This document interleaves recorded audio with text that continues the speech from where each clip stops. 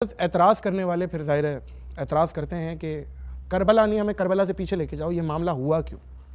پھر ظاہر ہے اعتراض کرنے والے تھوڑا سا ڈی ٹریک بھی ہو جاتے ہیں. نعوذ باللہ حضرت ابو سفیان سے شروع کرتے ہیں کہ رسول اللہ سے دشمنی فتح مکہ سے پہلے، پھر اس کے بعد مولا علی کی حضرت معاویہ سے، پھر یزید مولا کائنات اور حضرت امیر معاویہ میں کیا دشمنی تھی؟ جنگ جمل، اختلاف اور چیز ہوتی ہے، دشمنی اور چیز ہوتی ہے. بالکل ٹھیک ہے، اختلاف ہونا غلط بات نہیں. میں ایک بیانیہ آپ کے سامنے رکھ رہا ہوں کہ حضرت اعتراض یہ اٹھتا ہے کہ ایک ہی خاندان کی اگلی پیڑھی کیوں سامنے آئی، اور یزید نے یہ جملہ بولا کہ میں نے بدر کا بدلہ لیا. تو اگر بیٹا بگڑ رہا ہے تو وہ ذمہ دار ہے. باپ نے اگر سکھایا ہو غلط، یا تو یہ ثابت کیا جائے کہ حضرت امیر معاویہ نے یزید کو امام حسین کے خلاف کچھ کہا تھا. جب یہ ثابت نہیں ہے تو یہ یزید کا اپنا فعل ہے، اس کی وجہ سے حضرت امیر معاویہ پہ اعتراض نہیں ہوگا. باقی حضرت امیر معاویہ نے استصواب رائے یا وہ جو کچھ کیا اس کے جواب دے اللہ کو ہے، مجھے نہیں ہے. بے شک ہم کوئی نعوذ باللہ ہلکی بات بھی نہیں نہ سنتے نہ کرتے، لیکن ایک ظاہر آج بات کر رہے ہیں تو بات ہو جائے.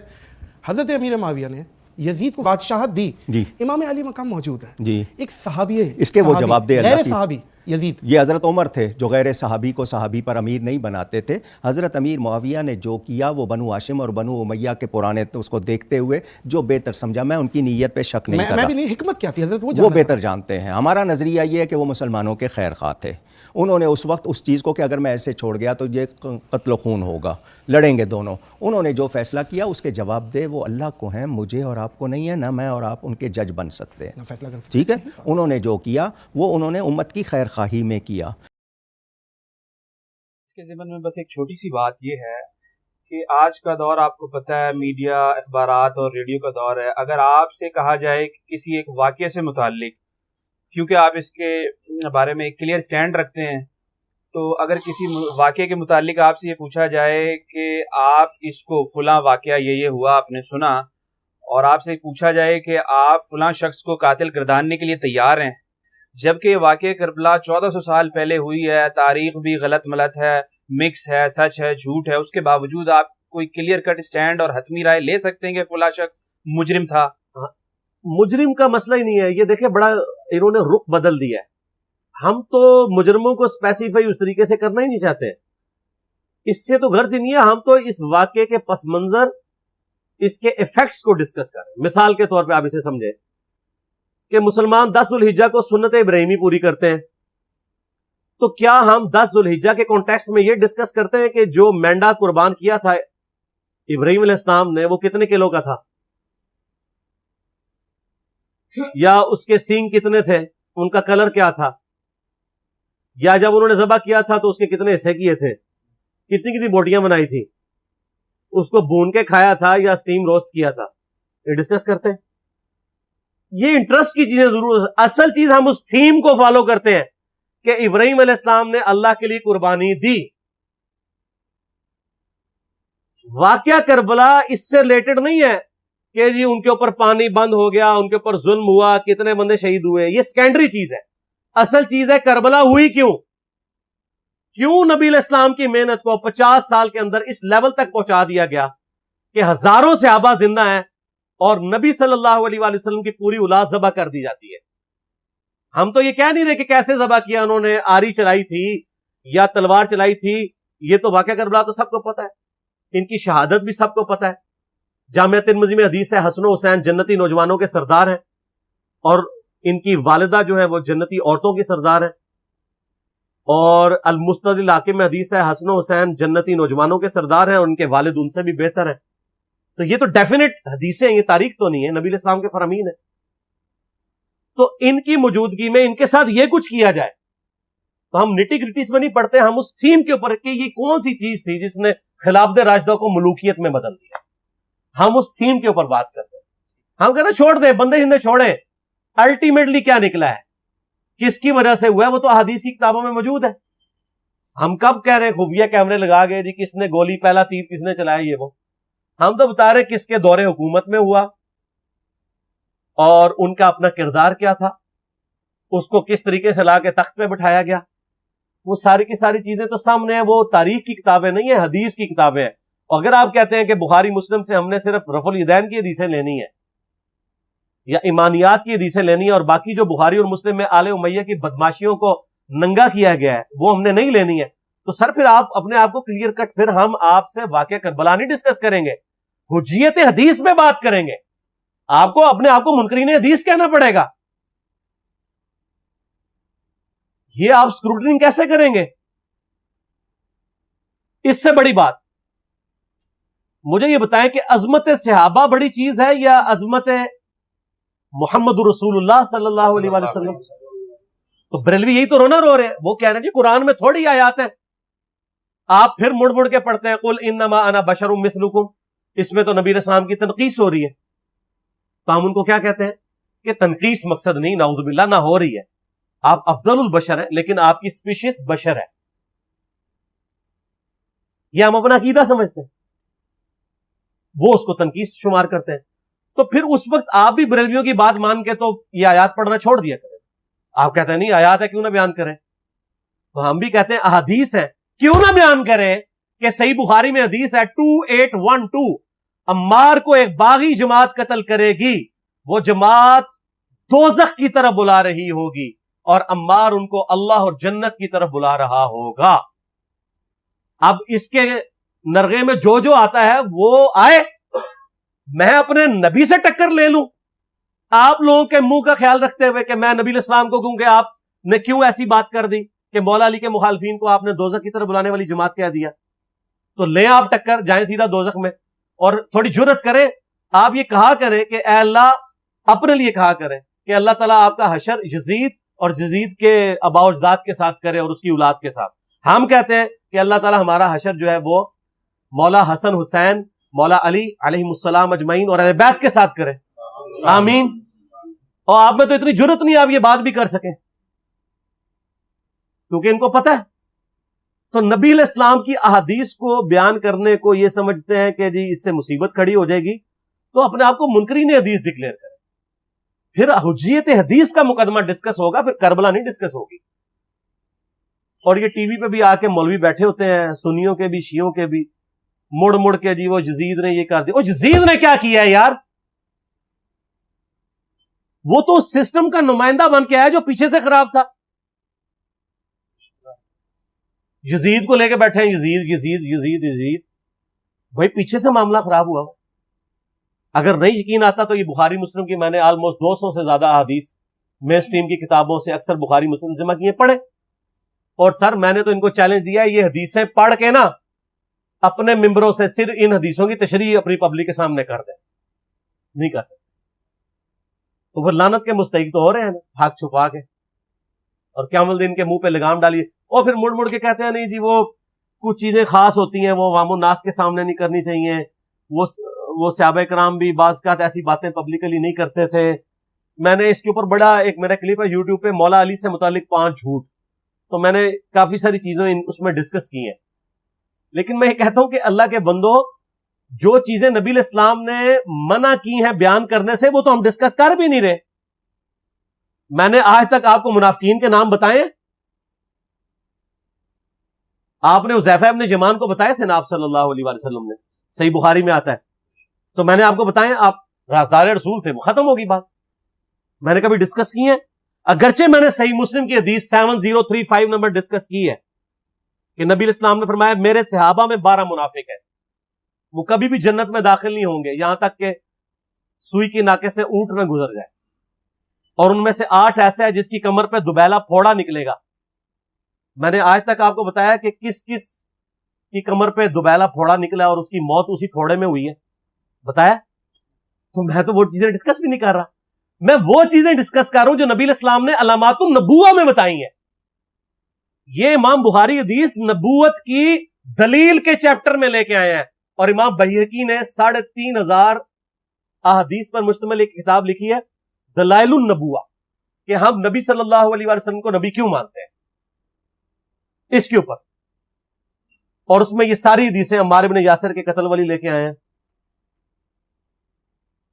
بتانے کے لیے کہ دیکھیں ہمارے نبی علیہ السلام کی نبوت کی دلیل ہے کہ آپ نے اپنی وفات کے آلموسٹ 30 سال کے بعد ہونے والے واقعے کو پہلے ہی بتا دیا.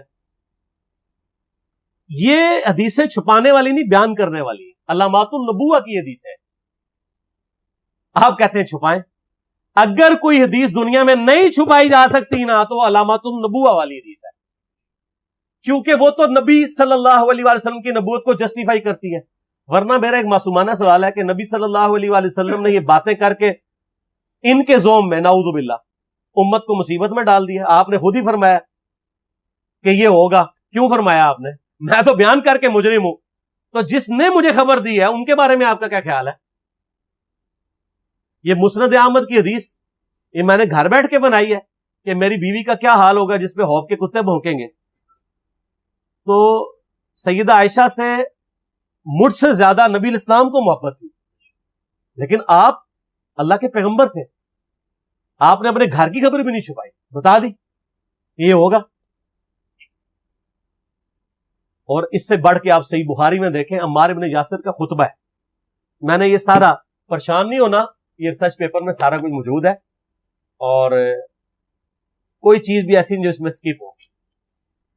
صحیح بخاری میں خطبہ ہے کہ عمار ابن یاسر کو مولا علی نے بھیجا کوفے میں.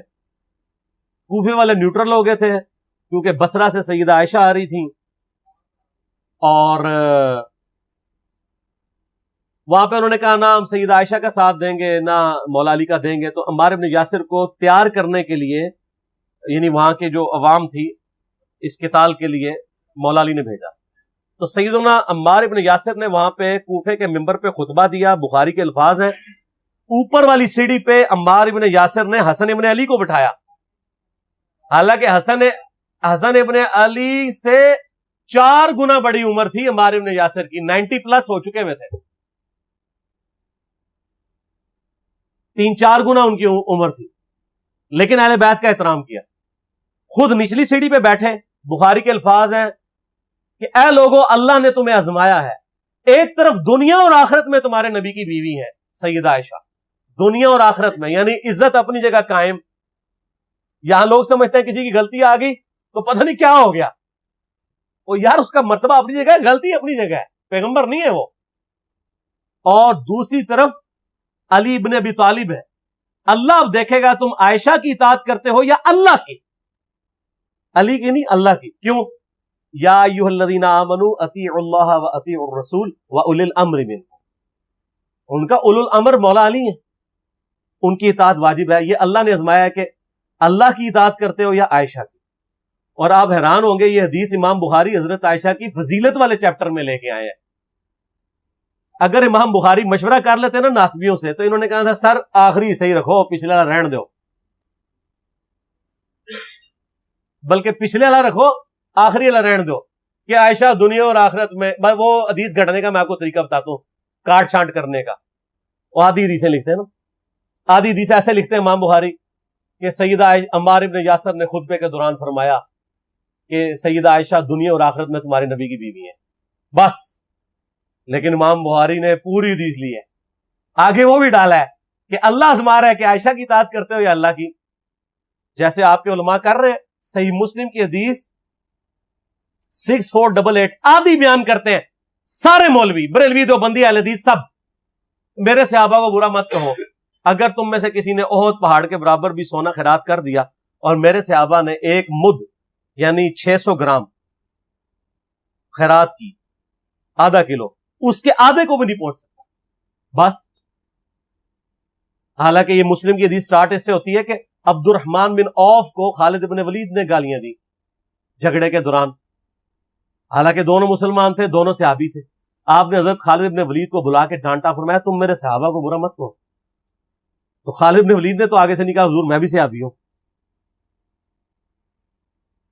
ان کو پتا تھا کہ عبد الرحمن بن عوف نے اس وقت اسلام قبول کیا جب اسلام کا مطلب تھا مار, تکالیف اٹھانا, اور خالد بن ولید نے گولڈن پیریڈ میں صلح حدیبیہ کے بعد اسلام قبول کیا. میں اب تم لوگ یہ کر رہے ہو, تم لوگ اگر احد پہاڑ کے برابر بھی سونا خیرات کر دو, یعنی صلح حدیبیہ کے بعد والے لوگ میرے ان کے برابر نہیں ہو سکتے. اور جو فتح مکہ پہ معافی مانگ کے مسلمان ہوئے ہیں طلقاء, مؤلفۃ القلوب, آل امیہ, ان کا تو لیول ہی کچھ نہیں ہے. یہاں تو خالد بن ولید کے بارے میں بات کی جا رہی ہے. اور پھر وہ مؤلفۃ القلوب اپنے زمانے میں ممبروں پہ سب و شتم کروائیں سیدنا علی پر, تو سب سے پہلے تو ان کو کہنا چاہیے جن کے بارے میں حدیث تھی کہ تم صحابہ کو گالی مت دینا. ہم نے تو خیر کبھی دی بھی نہیں ہے. اور میں یہ آخری جملہ ان کو ایسا بولتا ہوں کہ جو ان کے دماغ تک ڈرل کر جائے گا کہ آل امیہ نے جو کچھ اپنے دور کے اندر سیدنا علی کی گستاخیاں کی ہیں نا، ہم نے تو ویسی کوئی ایک گستاخی بھی آل امیہ کے بارے میں نہیں کی ہے. میں نے آج تک آل امیہ کے اوپر بائی نیم کسی کے اوپر لعنت کی ہے؟ حالانکہ یہ مولا علی پہ کرتے رہے. یہ ہے لعنتی خود ہو گئے نا، جب مولا علی پہ لعنت کی تو لوٹ آئی. مسند ابی یعلا میں صحیح سند کے ساتھ حدیث موجود ہے، مسند احمد میں بھی موجود ہے کہ سیدنا علی کو جس نے گالی دی اس نے رسول اللہ کو گالی دی صلی اللہ علیہ وسلم.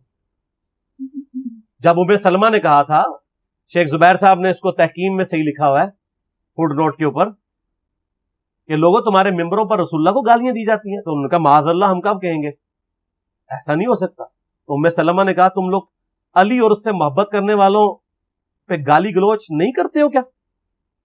جبکہ میں نبی کی بیوی کہتی ہوں کہ سب سے زیادہ رسول اللہ سے محبت، سیدنا علی سے محبت نبی صلی اللہ علیہ وآلہ وسلم کرتے تھے. لہٰذا جب یہ تم کہتے ہو نا علی پر لعنت، علی سے محبت کرنے والوں پہ لعنت، تو یہ لعنت تو تم نبی علیہ السلام تک لے کے جا رہے ہو نعوذ باللہ، کیونکہ علی سے محبت کرنے والا پہلے نمبر پہ نبی صلی اللہ علیہ وآلہ وسلم ہے. اور پھر کہتے ہیں سب کا مطلب تنقید ہے. اور نہ، پرانیاں گلاں، پرانے بابے، پرانے بزرگ جھوٹے ہو. صحیح مسلم کھولو 6229 غدیر خم سے اگلی حدیث، لعن اللہ ابا التراب کے الفاظ ہے، مٹی والے ابن ابی طالب پر لعنت، یہ الفاظ موجود ہے. سب کا ترجمہ لعنت ہی ہے، تنقید نہیں ہے. اچھا پھر میرا معصومانہ سوال ہے کہ اس کا مطلب ہے صحابہ پہ تنقید کرنا اچھا کام ہے؟ کہیں گے نہیں. تو بتاؤ یہ برا کام کون کرتا تھا؟ شیعہ کا ابا کون ہے؟ رافضیوں کا ابا کون ہے؟ آل امیہ. تو لہذا شیعہ نو میں کہنا کہ تسی شیخین کے اوپر بکواس اور تبرہ کرنے کی بجائے نا آپ لوگوں کو حقائق بتائیں کہ ٹوٹی کمند کہاں. سب مجرمین آل امیہ ہے، اور یہ آل امیہ اور بنو ہاشم کی لڑائیاں نبی علیہ السلام کی بعثت سے پہلے چل رہی تھی، صدیوں سے چل رہی تھی. وہ تو پھر اللہ نے بنو ہاشم کو نبوت کے لیے چنا تو ان کو یہ پھر جیلسی ہضم نہیں ہوئی، وہ چیز آگے چلتی ہے. خیر چھوڑ دیں، ایک تلخ ٹاپک ہے. صلاۃ بر محمد و آل محمد، اللہم صلی علی محمد و علی آل محمد. پھر سورہ مریم میں جو آیت ہے، اللہ تعالیٰ نے انبیاء اکرام علیہم السلام کا ذکر کر کے فرمایا کہ جب انبیاء اکرام دنیا سے چلے جاتے تھے نا، فَخَلَفَ مِن بَعْدِهِمْ خَلْفٌ، تو ان کے جانے کے بعد ایسے ناخلف لوگ جانشین ہوتے تھے، اضاعوا الصلاۃ، جو نمازوں کو ضائع کرتے تھے، واتبعوا الشہوات، اور وہ شہوات کی پیروی کرتے تھے، فَسَوْفَ يَلْقَوْنَ غَيًّا، ان قریب یہ اپنے انجام کو پہنچ جائیں گے. اللہ تعالیٰ نے کہا کہ انبیاء جب بھی دنیا سے جاتے تھے ان کے جانے کے بعد ناخلف لوگ ان کے جانشین بن جایا کرتے تھے، یعنی کچھ عرصہ گزرنے کے بعد ان قریب یہ اپنی اس گمراہی کی سزا کو پالیں گے. یہ جو سورہ مریم کی آیت ہے نا، یہ سیم فٹ ان ہوئی نبی علیہ السلام کے کیس میں بھی، اور اس کی ایکسپلینیشن میں وہ صحیح مسلم کی مشہور حدیث ہے جو آپ کو سمجھ ہی نہیں آ سکتی تھی جب تک آپ کو کربلا سمجھ نہ آئے، کہ نبی علیہ السلام نے فرمایا کہ جب کبھی بھی اللہ نے کسی پیغمبر کو مجھ سے پہلے بھیجا نا، تو اس کے جانثار ساتھی حواری ہوا کرتے تھے، وہ حواری بڑے پیشن کے ساتھ اس کی دعوت کو آگے لے کے چلتے تھے، اور جب وہ مخلص لوگ رخصت ہو جاتے تھے نا، تو پھر ایسے ناخلف لوگ اس مسند پہ آگے بیٹھ جاتے تھے جو زبان سے وہ کہتے تھے جو کرتے نہیں تھے، اور جس کے کرنے کا حکم دیا گیا ہوتا تھا اس کی مخالفت کرتے تھے، الٹ چلتے تھے. ایسے لوگوں کے خلاف جو اپنے ہاتھ سے جہاد کرے وہ مؤمن ہے. کون؟ حسین ابن علی. جو اپنی زبان سے جہاد کرے وہ بھی مؤمن ہے، اور جو اپنے دل میں جہاد کرے، یعنی اگر کمزور ہے دل میں ہی برا مانے، سامنے نہ آئے، عبداللہ بن عمر، عبداللہ ابن عباس، عبداللہ ابن زبیر، اس جیسے لوگ وہ بھی مومن ہے، لیکن ظاہر ہے کہ یہ اس لیول کے نہیں. اور فرمایا اس کے بعد رائی کے دانے کے برابر بھی ایمان نہیں ہے اگر کوئی دل میں بھی برا نہیں سمجھتا. یہ جو حدیث ہے کہ تمام انبیاء کے ساتھ ایسا ہوا ہے، تو دیکھ لیں سیدنا حسین ابن علی ہی سامنے آ کے کھڑے ہوئے. صحیح بخاری میں ایک اور حدیث ہے 4827. اس حدیث کے کئی ایک طرق ہیں باقی کتابوں میں، المستدرک للحاکم کے اندر، سنن نسائی الکبریٰ کے اندر، اور اللہ بھلا کرے امام ابن کثیر نے تفسیر ابن کثیر میں سورۃ الاحقاف کی آیت نمبر 17 کے کانٹیکسٹ میں وہ سارے طرق ایک جگہ جمع کر دی ہیں. تفسیر ابن کثیر کے اوپر تو کسی کو اختلاف ہو ہی نہیں سکتا تھا، اور بخاری کی حدیث 4827 وہ بھی لی اور باقی اس کے طرق بھی ایک جگہ جمع کیے. اس سے آپ کو پورے سینیریو کا اندازہ ہو جائے گا. مروان بن حکم جب مدینے کا گورنر بنا تو بخاری کے الفاظ ہیں کہ اس نے ایک دن خطبے میں یزید ابن معاویہ کا ذکر کرنا شروع کیا اور کہا کہ اللہ تعالیٰ نے امیر المومنین حضرت معاویہ کو یہ بات سجھائی ہے، وہ امت کے وسیع تر مفاد کے اندر اپنے بعد یزید ابن معاویہ کو خلیفہ بنانا چاہتے ہیں. یعنی ابھی حضرت معاویہ زندہ ہیں اور بیعت لے رہے ہیں اپنے بیٹے کے لیے. اب بخاری میں بس اتنے الفاظ ہیں کہ جب اس نے یہ بات کی نا تو عبد الرحمن بن ابی بکر کھڑے ہوئے اور انہوں نے کچھ کہا. امام بخاری نے اپنی شرافت کی وجہ سے وہ الفاظ نقل نہیں کیے، لیکن وہ الفاظ کہیں گئے نہیں ہیں، وہ حاکم کے اندر سنن نسائی الکبریٰ میں اور اللہ بھلا کرے تفسیر ابن کثیر میں انہوں نے سارے طرق المعجم الکبیر طبرانی سے بھی جمع کر دیے. بخاری میں الفاظ ہیں کچھ کہا تو مروان نے کہا پکڑو اس کو، عبد الرحمن بن ابی بکر کو، تو وہ بھاگ کر حضرت عائشہ کے حجرے میں چھپ گئے. مسجد نبوی کے ساتھ ہی تھا حجرہ عائشہ، اور یہ حضرت عائشہ کے بھائی بھی لگتے تھے، اور جو ہمارے سب کانٹیننٹ میں کہا جاتا ہے نا سگے بھائی، کہ ماں اور باپ دونوں ایک. عرب میں تو باپ ایک ہونا تو سگا ہو جاتا ہے. یہ عبد الرحمن بن ابی بکر وہ ہیں کہ جو والدہ ہیں ان کی اور والد دونوں وہی ہیں جو سیدہ عائشہ کے والدین ہیں. اب اس کو غصہ تو تھا لیکن اندر تو نہیں جا سکتا تھا، تو باہر سے اس نے کہا کہ ابو بکر کے بیٹے تیرے بارے میں ہی قرآن میں آیت نازل ہوئی ہے نا. وہ ایک کافر والی آیت لگا دی پکڑ کے، توبہ توبہ. یہ ہیں آل امیہ کی چاکری کرنے والے لوگ، کہ تیرے بارے میں آیت نازل ہوئی تھی نا کہ یہ کہتا ہے کہ اپنے ماں باپ کو کہتا ہے کہ تم لوگ جو مجھے یہ کہتے ہو کہ مرنے کے بعد دوبارہ زندہ کیا جاؤں گا، تو یہ اگلے لوگوں کی کہانی ہے. یہ قرآن کو جو اگلے لوگوں کی کہانیاں کہتا تھا نا ابو بکر کے بیٹے تو ہے وہ. اب حضرت عائشہ کو بڑا غصہ آیا، انہوں نے اندر سے جواب دیا اس کو خاموش ہو جا، آل ابی بکر کے بارے میں کوئی اور آیات نازل نہیں ہوئی جو میری برات میں نازل ہوئی تھی سورہ نور کی. اور بخاری کی حدیث یہاں پہ ختم ہے، لیکن جو باقی روایتیں ہیں ان میں فلنگ دی بلینکس بھی ہیں. ایک تو یہ کہ وہ عبد الرحمن بن ابی بکر نے کیا بات کی تھی کہ جو امام بخاری نے کہا کہ کچھ کہا تو اس نے کہا پکڑو اس کو. ظاہر کو چوبے والی گل کی ہے نا. ہاں انہیں کیا سی کہ سیدھی طرح کہہ کہ تیرا امیر المومنین کیسر و کسرا کے طریقے پہ چلنا چاہتا ہے، ابو بکر اور عمر کے طریقے پر نہیں. کیونکہ اس نے یہ کہا تھا کہ بھئی ابو بکر نے بھی تو عمر کو اپنے بعد خلافت کے منصب پر چھوڑا تھا نا، تو ہمارے امیر المومنین بھی چاہتے ہیں کہ یزید کو چھوڑ دیں. بھئی یزید تو ان کا بیٹا ہے، اور حضرت ابو بکر کا بیٹا تو عبد الرحمن بن ابی بکر سامنے بیٹھا تھا، اس کو تو نہیں بنایا تھا. تو اس کو تو غصہ آنا تھا کہ بھی میں تو کوئی خلیفہ نہیں ہوں اور تم مثال کون سی دے رہا ہے، کدھر سے جوڑ کے کون سی بات فٹ کر رہا ہے. تو ان کا سیدھی طرح کیا کیسر و کسرا کے طریقے پہ چل رہے ہو. رومنز اور پرشینز وہ بادشاہ اپنے بیٹوں کو نامزد کیے کرتے تھے. اب یہ بات اس کو لگ گئی، ان کا پکڑو انہوں. اور وہاں پہ تو ہے نا کہ حضرت عائشہ نے کہا خاموش ہو جا، آل ابی بکر کے بارے میں تو سورہ نور نازل ہوئی ہے. باقی کتابوں میں حافظ ابن کثیر نے نقل کیا کہ پھر حضرت عائشہ نے اس کو پھر ایک پھکی پھکا دیا اور کہا مروان تیرے بارے میں اللہ کے نبی علیہ السلام نے فرمایا تھا جب تو اپنے باپ کی پشت میں تھا کہ حکم پر لعنت، اس کی اولاد پر لعنت، تو اسی لعنت کا ٹکڑا ہے. اور نظر آ گیا اس سے آپ کو یہ سارے کے سارے معاملات کلیئر ہو جائیں گے. یعنی یہ سٹیپ وائز چیزیں چلی ہیں، اور یہ میں تو آپ کو بخاری شریف بیان کر رہا ہوں ٹھیک ہے, مسلم شریف بیان کر رہا ہوں. معاملات کس لیول تک بگڑے ہیں. مسلم شریف میں حدیث ہے 4776, عبداللہ بن عمر بن عاص خانہ کعبے کے سائے میں بیٹھے ہوئے اور لوگوں کو حدیث سنا رہے ہیں کہ اپنے امیر کی اطاعت کرو. اطاعت امیر کے اوپر حدیثیں سنا رہے ہیں.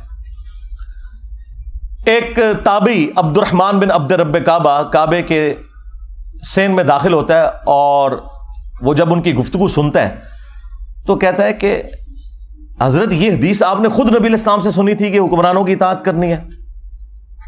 ان کا ہاں, میرے کانوں نے سنا, میری آنکھوں نے نبی علیہ السلام کو دیکھا, میرے دل نے آپ کی بات یاد کی.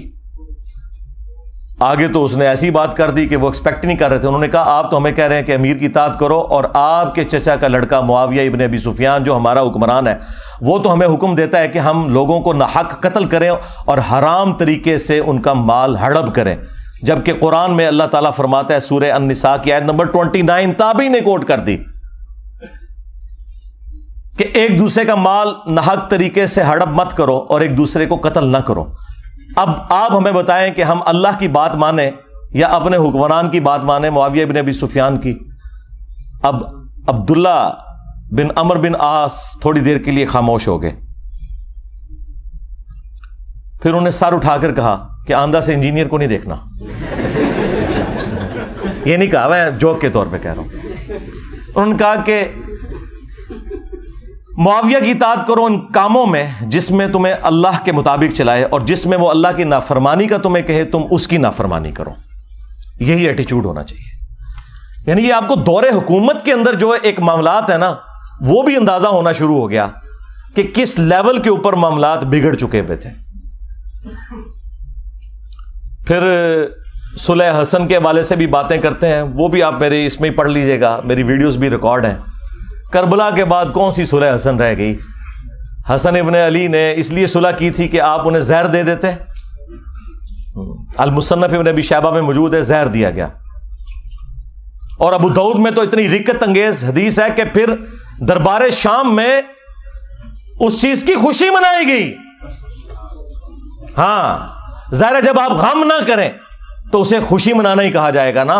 الٹا کوئی غم کی بات کر رہا ہے آپ اسے ٹوک دیں. مقدام بن مادی کرب بیٹھے ہوئے ہیں, یہ حدیث مسند احمد میں بھی ہے اور سنن ابی داؤد میں بھی. شیخ زبیلی زئی اور شیخ ناصر الدین البانی دونوں نے اس حدیث کو ٹھیک کہا ہے. مقدام بن مادی کرب بیٹھے ہوئے ہیں امیر شام کے دربار میں, اور اتنے میں خبر پہنچتی ہے کہ حسن ابن علی شہید ہو گئے. تو مقدام بن مادی کرب پڑھتے ہیں انا للہ و انا الیہ راجعون. ظاہر ہے عام مسلمان کی موت پہ بھی آپ نے یہی پڑھنا ہے. تو اب امام داؤد نے کہا کہ قال رجل, ایک مرد نے کہا. وہ کس مرد نے کہا؟ وہ مسند احمد میں ہے. قال معاویہ, معاویہ نے کہا تم حسن کے مرنے کو مصیبت سمجھتے ہو؟ اللہ اکبر. جب شاہ صاحب یہ بات کر رہے ہو تو شاہ کے وفادار تو ایک ہاتھ آگے جائیں گے. وہاں ایک چمچا بیٹھا تھا امیر شام کا, اس نے کہا حسن تو ایک آگ کا انگارہ تھا جسے اللہ نے بجھا دیا. نعوذ باللہ. اس جملے کا مطلب آپ سمجھتے ہیں کیا ہے؟ یعنی حسن کے ساتھ ظاہر ہے یہ ایک پیس ٹریٹی اور صلح حسن ہوئی ہوئی تھی, کچھ شرائط تھیں, تو آگ کا انگارہ اس لیے تھا کہ کسی بھی وقت ان شرائط کے ٹوٹنے کے اوپر حسن قیام کر سکتے ہیں, جو ان سے ہم نے وعدہ خلافیاں بھی کی ہیں اتنی زیادہ, سوائے ایک خمس ملتا تھا, باقی تو کوئی بھی شرط پہ عمل نہیں ہوا. تو حسن آگ کا ایک انگارہ تھا جسے اللہ نے بجھا دیا. اب یہ بات حضرت مقدام بن مادی کرب نے جب سنی تو انہیں تو لگ گئی آگ. انہوں نے کہا کہ معاویہ تم نے مجھ سے ایسی بات کی ہے جس سے مجھے تکلیف ہوئی ہے. اللہ کی قسم میں اس وقت تک یہاں سے نہیں اٹھوں گا جب تک تمہیں بھی اسی طرح تکلیف نہ دوں. اور معاویہ اگر میں سچ بولوں تو میری تصدیق کرنا, اور اگر جھوٹ بولوں تو کہہ دینا کہ میں جھوٹ بول رہا ہوں. پھر انہوں نے کہا کہ اے معاویہ, کیا اللہ کے نبی علیہ السلام نے یہ نہیں فرمایا تھا کہ چیتوں اور درندوں کی کھالیں ان کو پہننے، ان کو اوڑھنے سے کیا اللہ کے نبی علیہ السلام نے منع نہیں فرمایا تھا؟ کیا اللہ کے نبی صلی اللہ علیہ وآلہ وسلم نے سونے چاندی کے جو برتن ہیں ان کو استعمال کرنے سے منع نہیں فرمایا تھا؟ اب وہ جو حرمت والی چیزیں وہ گنواتے چلے گئے اور حضرت معاویہ تصدیق کرتے چلے گئے، اور اینڈ پہ پتا انہوں نے کیا بولا؟ انہوں نے کہا یہ سارے حرام کام تیرے گھر میں ہو رہے ہیں، ٹھیک ہے، یعنی تیرے اپنے گھر کی حالت یہ ہے اور تو حسن ابن علی کے بارے میں بات کر رہا ہے۔ اور پھر انہوں نے ایک جملہ بولا کہ میں حسن کی موت کو مصیبت کیوں نہ جانوں کہ اللہ کے نبی علیہ السلام اپنے زانوں پر ایک طرف حسن ابن علی کو بٹھاتے تھے، دوسری طرف حسین ابن علی کو، اور کہتے تھے حسن مجھ سے ہے، حسین علی سے ہے۔ اب یہ ساری کی ساری عزت افزائی انورٹڈ کاماز میں جب کروائی امیر شام نے، تو انہوں نے کہا مقدام مجھے پتا تھا میں باتوں میں تم سے نہیں جیت سکتا، اور پھر انہوں نے کہا کہ لاؤ مال و دولت مقدام کو بھی دو، ان کے ساتھیوں کو بھی دو۔ تو مقدام کو جو انہوں نے گفٹ دیے وہ وہی انہوں نے غریب لوگوں میں ادھر ہی تقسیم کر دیے۔ بعد میں پھر امیر شام نے پوچھا کہ وہ گفٹس کا کیا بنا، تو انہوں نے کہا کہ مقدام نے تو سب کچھ یہیں پہ تقسیم کر دیا۔ تو انہوں نے پھر ان کی تعریف کی کہ ہاں مقدام تو پھر مقدام ہے نا، یعنی وہی جو حکمرانی کی مجبوریاں ہیں جڑی ہوئی وہ مجبور کرتی ہیں۔ کہاں بنو عباس نے شیعان علی کو استعمال کیا بنو امیہ کو الٹنے کے لیے، اور جب حاکم بنے تو بنو امیہ سے بھی زیادہ مظالم کرنے شروع کر دیے۔ کیوں؟ یہ بس ایک کرسی کا تقاضا تھا، یہ جس کے نیچے جاتی ہے نا اس کے اندر وہ ساری خرابیاں پیدا ہونا شروع ہو جاتی ہیں۔